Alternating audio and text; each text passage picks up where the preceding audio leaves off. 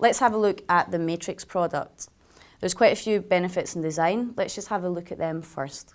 So with the Matrix, this one has a smaller strut on it from carbon fibre. So it's really for a lower activity level of patient and really for isolated drop foot weakness.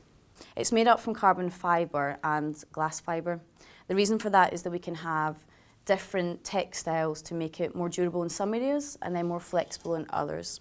For example, when a patient comes through into heel strike, you want to be able to have some good shock absorption. The patient then needs to progress over onto the brace and have support, but then when they go over onto their forefoot and are going into the initial swing phase, they need to have a bit of flexibility. If we have a look at this here, you can see that the front of the brace is then more flexible compared to the middle.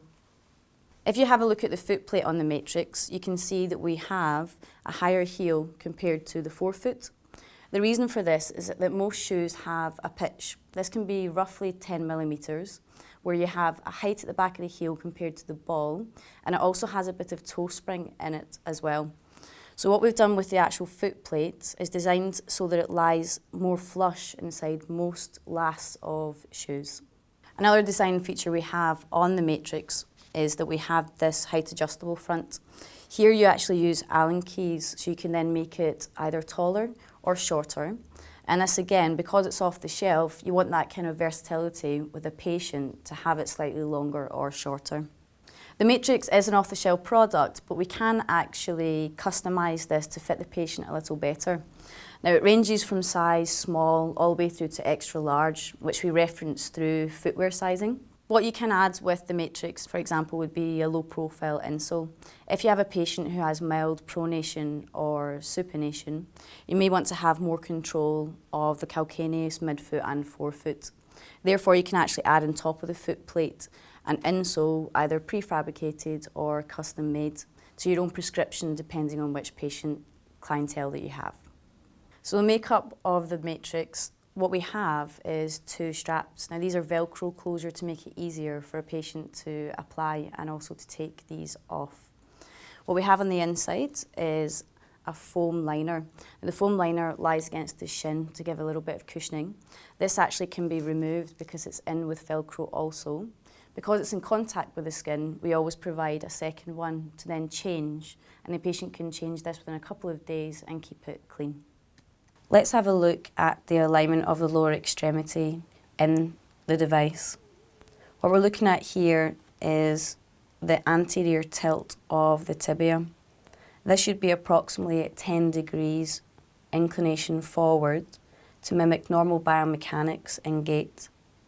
If we don't have 10 degrees of inclination forward, what we could look to do is provide, for example, a heel raise, whether inside the footwear under or over the Matrix device, or we can consider using a rocker sole adaptation on the footwear.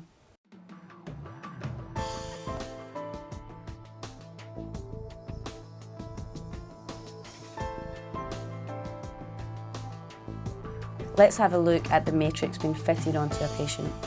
The first thing we do is select the size of the foot plate length.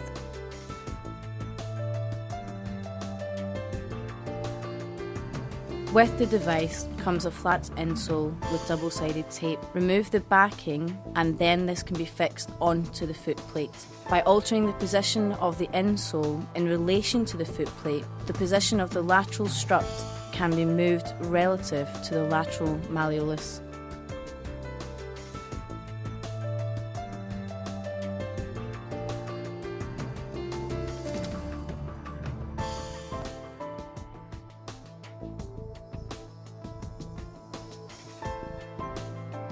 One option with footwear is if they have an insole that comes as part of the shoe, this can be used instead of the insole provided with the device. Then we put the device into the patient's footwear and don the entire lot as one piece to make it easier for the patient.